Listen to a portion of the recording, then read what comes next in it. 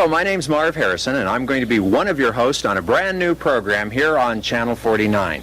It's called the Channel 49 Adventurers Travel Club. It's a club that you can become a part of. But today is our very first program, and we think that it's a very unusual one because we are visiting the Holy Land. We think it's very appropriate for Channel 49 to be visiting the Holy Land. This is one of many trips that we will be taking here, and as our inaugural trip, I think that you are going to enjoy it. So come along with me right now on the first program of the Channel 49 Adventures Travel Club. Come along and meet some of the people who came with us on this first trip.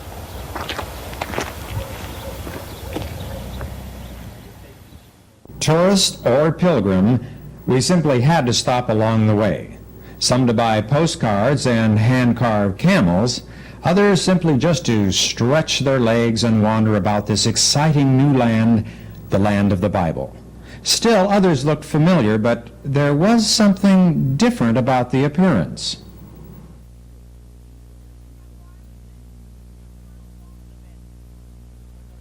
Is that warm? See? Is that warm? A little bit. But no, it is cool. Yes. Hi, Marvin. Hi, Bishop. That is the bishop, isn't it?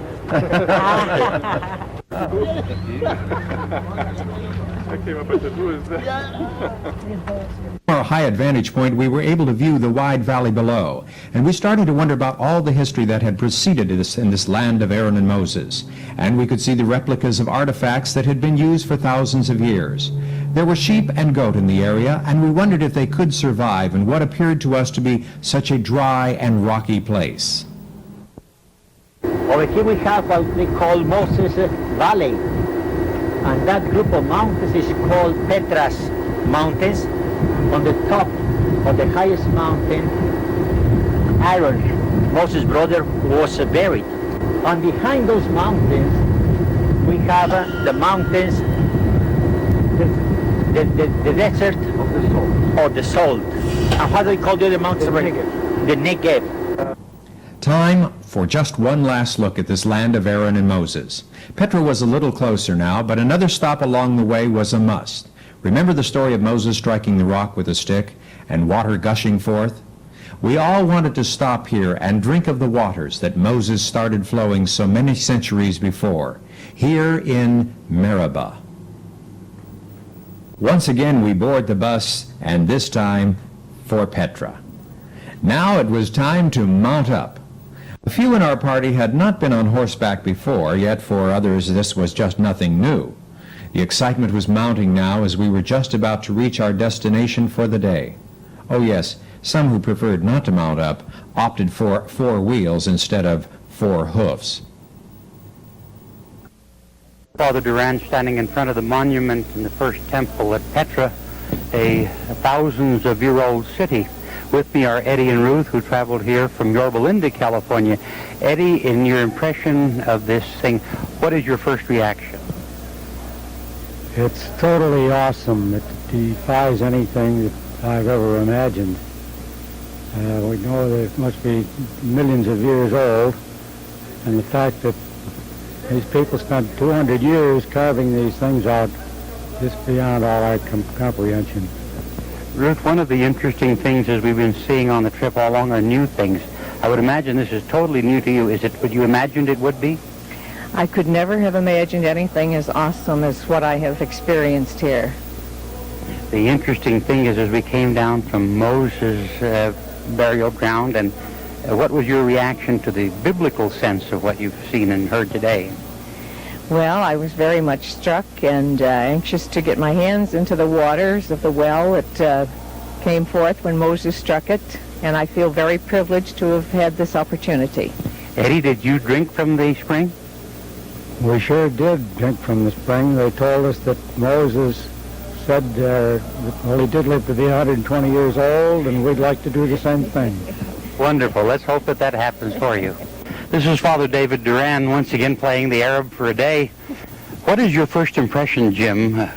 It's awe-inspiring. It's just really something I've never expected to see. It's really to think that it's been here for ages and ages and nobody's ever told us about it. Well, it's really wonderful. It just occurred to me when we were coming by horse through that canyon.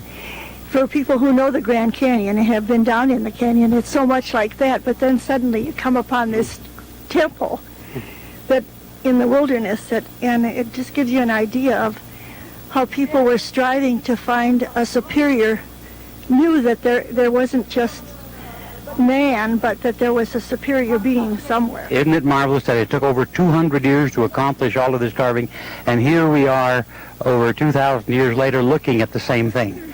Right. It's really... We're just fortunate. That's right. You think the people back in Coarse Gold, California would appreciate seeing this? I think so. I think they'd love to see it. As a matter of fact, they've told us take a lot of pictures so we can see them. Well, we'll take the Bible lands back to Coarse Gold, California. Thank you, Jim. Thank you, Liz. Bishop Madera, your impression on being here in this biblical land, your first impression, first of all, to being present at the waters of Meribah where Moses struck the rock and drew the fountain. Well, I have been reciting the Psalms for years and years, and we remember the waters of Meribah and Mashah, and it was like a mystery, no? And today I had the opportunity to see that rock and the fountain, and to see how well that have been preserving the tradition. Everybody in the area knows about it. These people breathe the Bible. That's the impression I had, no? They think about the Bible, they speak about the Bible, they breathe the Word of God. Father Carlos Ferber, what is your impression of being here in a biblical land? And what is your impression of the work that the Nabateans did in these marvelous tombs here at Petra? Father, I dreamt about coming here, many, many years. I have been a priest 36 years, and I never thought that I was able to get here. And I owe it to you because you've been so good and kind to me. Well, Channel 49 is the people's station, and our objective, of course, is to bring the message of Jesus and the Bible lands to people wherever they may be. Do you suppose that your presence here will help you in your ministry, Father? Oh, it will help in my ministry and help in my spiritual life, I'm sure. And especially now that I'm 81, I think the Lord is giving me a wonderful opportunity to get closer to Jesus. Thank you very much, Father Carlos. From Petra, we traveled back to Amman, and later that evening, before dinner, we were privileged to visit with the Archbishop of Jordan and Jerusalem. Father David Duran in Amman, Jordan. I'm sitting here with Archbishop Salim Sayek, the Vicar General of the Patriarchate of Jordan. Your Eminence, it's a real pleasure to be in Jordan. I am very happy to welcome you in Jordan, above all for some of you who are coming here just for the first time. And Jordan, here is a part of the Latin Patriarchate. I am here the Vicar General in Jordan. The Latin Patriarchate, the territory of the Latin Patriarchate is Israel, the occupied territory, Jordan, and Cyprus for those of the Latin Rite. And you're Latin Rite, Your Eminence? We are the Latin Rite here. We are about 28 up till 30,000 in Jordan. More or less the same thing, the same number in Palestine. The thing that strikes us, Your Eminence, is the absolute biblical history that we've encountered in only one day. This must be something that is right at the basis of your mission here. Yes, I think our country here is the Holy Land. The Holy Land is not only Israel, it is all the Palestine, Jordan, a small part of Syria, Lebanon, and so on. Jesus Christ came here and he was baptized in Jordan. John the Baptist died in Makeront in Jordan. Moses died in Montenegro in Jordan too, and other holy places we have here. And since the first centuries, Christianity here was expanded, and many ruins we have in Jordan, full of mosaics and so on, above all Madaba, Montenegro, Jarash, Khirbet, Samra, and so on. We noted that today as we were driving down to Petra. Many things were impressive, but I think for me at least, the fact that we were at the waters of Meribah was an outstanding thing. Yes, in Madaba we have over there a big parish. We have a school of 1,370 pupils, almost all of them Christians. And in Madaba we have the rest of about 12 churches. And the famous map of Madaba, the mosaic map of Madaba. And Christians here in Jordan, they were living here just since the beginning of Christianity. They are not coming off abroad. They originally in the country. If you had one message to give to the people of our area in Fresno, California, Your Eminence, what would that be? That we are very encouraged here when see Christians coming to visit the holy places in Jordan. And we are very happy, and we see that the church is all over the world is the same church, the same priests, the same faithful, and all together, praying together, facing more or less the same spiritual difficulties. You know, it is an encouragement for all of us. And thank you, and for those who will come for next time. Archbishop Salim Saik, the Vicar General of the Patriarchy of Jordan, thank you for allowing us to be here with you this evening. We've enjoyed the visit very much, and we'll continue to do so, I am sure. Thank you. I hope to see you again in Jordan with other groups. Let's do that. Early the next morning, we again boarded our motor coach and crossed the Jordan River, where we went through Israeli customs. Then we followed the road along close by the Dead Sea to Qumran, and we met our new guide, Tony, who acquainted us with this marvelous history of the area where some of the Dead Sea Scrolls had been found. As a matter of fact, you can see the remains of this building, which I tried to tell you about on the bus.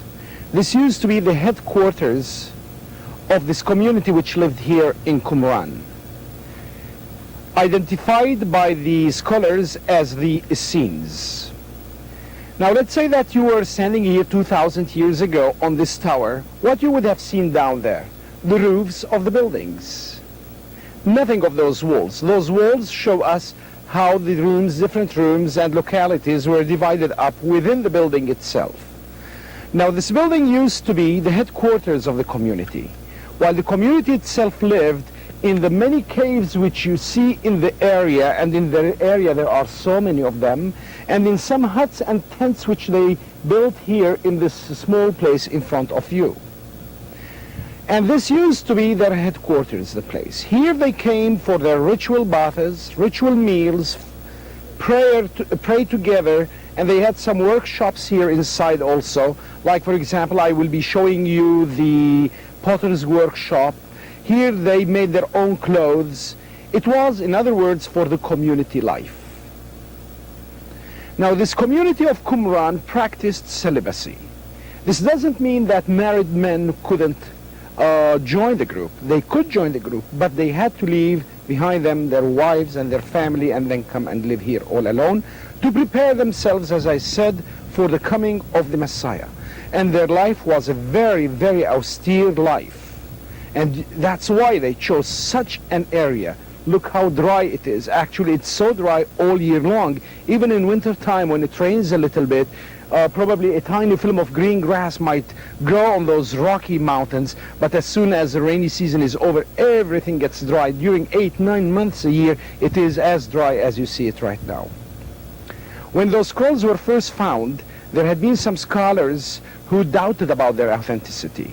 They thought that someone who wanted to become rich and famous might have hidden some old writings in the caves and then sent the Bedouin to find them in a cave. But then during the archaeological digs, things cleared up. You see those rooms right in front of you down here? Actually, those were the rooms where the manuscripts were copied. They found, as a matter of fact here, the scriptorium. They found the benches, the tables on which they wrote those very manuscripts. And not only that, but they found also some inkwells and traces of dried ink inside. And when they analyzed that ink, they found out that it was exactly the same ink with which the scrolls were written. And since the inkwells were written, since the inkwells were found in archaeological digs, then there was no more doubt about the authenticity of the scrolls. Well, folks, I told you that cave number 1 is in the horizon, in the far background over there. Which one of those caves, I really do not know. On that hill, there are hundreds of caves, as you can see, and one of them was cave number 1, where the Bedouin found the scrolls instead of the lost goat. Then, as I was telling you, the Bedouins explored the whole area, and 11 caves were found spread on several square miles in this area. So we will be able to see only one cave over there, cave number 4, where you see that group walking. There is over there a brown sign. We will be walking there to see cave number 4. But before going there, let me also tell you about one thing. This group was very much obsessed by the idea of ritual cleanness and uncleanness. They somehow thought that they were the elected people. They were the sons of light, and everyone outside of this community was considered the son belonging to the sons of darkness. Every day before going to their ritual meal, they had to go through a ritual bath.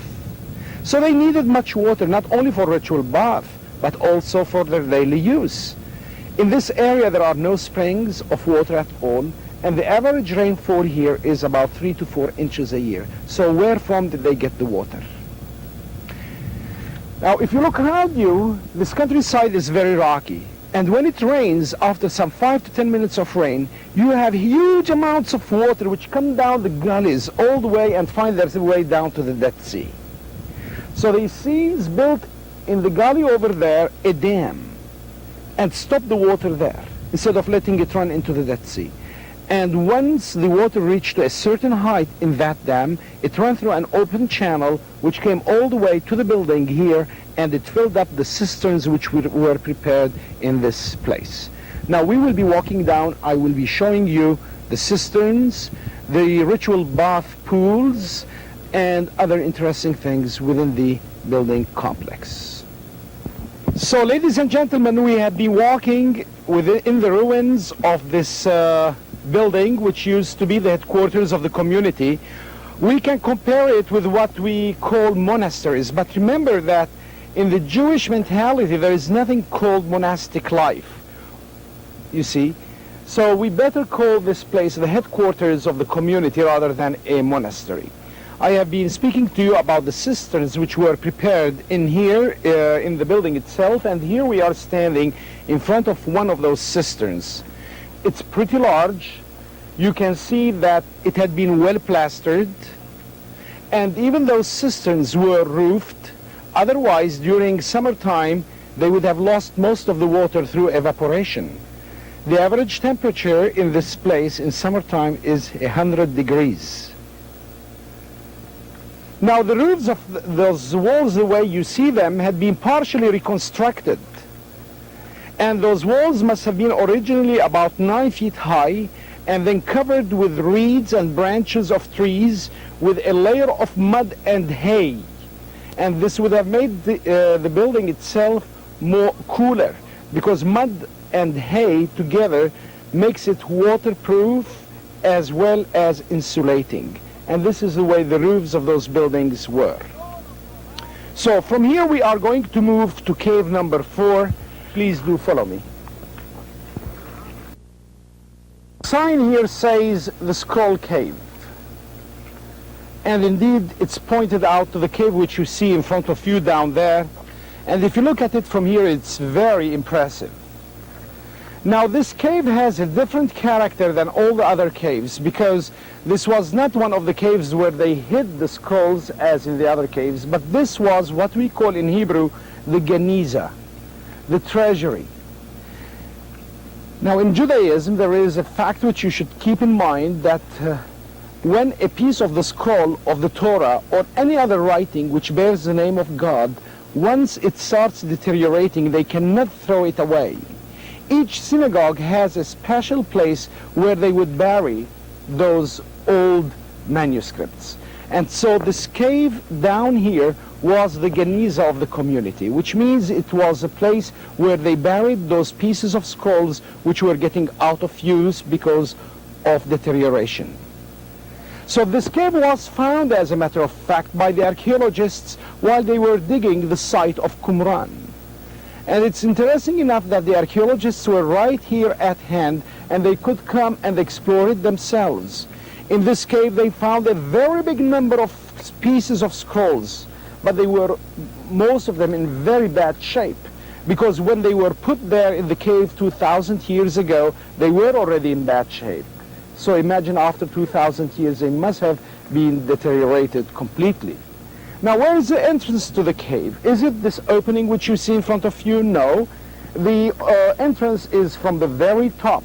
As a matter of fact, you can see a narrow path that way, which leads to the entrance, and it goes down. There is an opening like a volcano over there, and that's the way down into the cave. So the question was this, whether we have any idea how many people lived here in this place and how many belong to the community of Qumran. Yes, we know more or less, because the cemetery was found out there on the eastern side of the building, and many of the tombs had been excavated, and the number of the tombs had been counted, divided up to the period of time in which this place was occupied, and the scholars came to the conclusion that the average number of people living here at once might have been anything between 150 to 200 persons. After we left Qumran, we were to travel north to the ancient city of Jericho. But along the way, we spotted our first glimpse of real live camels, camels that we could reach out and touch. A Bedouin family who was tending the camels obliged us by chasing down a baby camel so that we could take some photographs and pet this cute little creature. And oh yes, one adventurous priest decided that kissing a camel could be fun. When we arrived in Jericho, we had lunch at one of the many outdoor restaurants that lined the main street. Some in the group decided to forego the restaurant and buy some of the fruits that were native to the area and make a meal from these local products. Then those who missed getting close to the camels had a chance to ride one, again posing for the cameras. And all this just for $1. After lunch, we headed up the hill to the area of Jericho where recent excavations unearthed one of the towers of Jericho. Off in the distance we were able to see the Mount of Temptation. And just across the street from these excavations, we would later visit the Spring of Elijah. Tony gave a very detailed explanation of this area, which purports to be where the oldest documented city of the world was founded.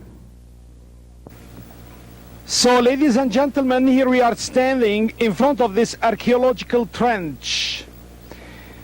The archaeologists started working on this tell, first of all, in the 1920s, and then once more in the 1950s. And the archaeologist who excavated here was a British woman by the name of Kathleen Kenyon. And she came here onto the western side of this tell, and she started digging a narrow trench so as she might go down to the bedrock and see what were the level sequence of the tell. And indeed, while she was digging this narrow trench, she found a corner of this tower which is in front of you. And she enlarged the trench so as to see exactly what was it. And indeed, it was a very big surprise to find that it was a tower, freestanding tower, built of stones, part of the defense system of the city. When I say a defense system of the city, I mean that it was part of the ramparts, part of the walls, the fortifications. So you must imagine the tower here and the walls of the city extending to the right and to the left, probably for another 100 or 200 yards, then another tower similar to this, and it went on all around the small city of Jericho. And the archaeologists dated back this tower to 7,500 years before Christ. There's a spring of water that we call the water of Elijah. The prophet came to this place where they have no water, and and he threw more salt into the water, and it was changed into sweet water. And generations of people have been benefited by the intervention of that prophet. It's a joy to come to the springs of living water and reminds us the greatest of the prophets besides John the Baptist. From the spring of Elijah in Jericho, we once again boarded our motor coach and headed north. We climbed several hundred feet on our way to visit Jacob's Well, where we arrived just a couple of hours later. You are right in saying you have no husband, Jesus explained. The fact is you have had 5, and the man you are living with now is not your husband. What you said is the truth. Sir, answered the woman, I can see that you are a prophet. Our ancestors worshipped on this mountain, but you people claim that Jerusalem is the place where you ought to worship God. Jesus said to her, believe me, woman, an hour is coming when you will worship the Father neither on this mountain nor in Jerusalem. You people worship what you do not understand, while we understand what we worship. After all, salvation is from the Jews. Yet an hour is coming, and is already here, when authentic worshipers will worship the Father in spirit and truth. Indeed, it is just such worshipers that the Father seeks. God is spirit, and those who worship him must worship him in spirit and in truth. And then the woman said to him, I know there is a Messiah coming. The term means anointed. When he comes, he will tell us everything. And Jesus replied, I who speak to you am he. And this is the gospel of the Lord. Praise you, Lord Jesus Christ. Now we were on our way to the West Bank, on the shores of the Sea of Galilee, where we would spend our first night at the Kibbutz Genosar. After a kosher dinner, we celebrated Mass on the rolling lawns of the kibbutz. The next day we traveled to Tiberias, which is located a few miles south of where the kibbutz was located. We loaded there into small boats and set out onto the Sea of Galilee to head for Capernaum. But before we got there, we all enjoyed the view from the middle of the Sea of Galilee. And here were some of the comments as we sailed along. Good morning. We're on the Sea of Galilee, and I'm Father John Hargendigge from Merced. The Sea of Galilee is also known as Lake Gennesaret, or the Sea of Tiberias. Looking right across from the ship, the little boat that we're on, looking backwards, I see the city of Tiberias. And with me today is Harvey Fonseca, the supervisor for Merced County, who joined us on this pilgrimage to the Holy Land. I've personally been having a wonderful time, and it's just a tremendous experience to see the sunrise this morning here on the Sea of Galilee. And Harvey, how do you feel this morning? I just can't believe that I'm really here. You know, this is where Jesus walked on the water, and it just brings our faith down to a human level. You know, you always think of God as something mysterious, and yet this is where he lived and walked among the people here on earth, and it's unbelievable. It's just a journey of a lifetime. We hope that you have enjoyed this trip to the Holy Land with us, and hope that you'll be with us again next week at this same time. Until then, goodbye, and God bless you.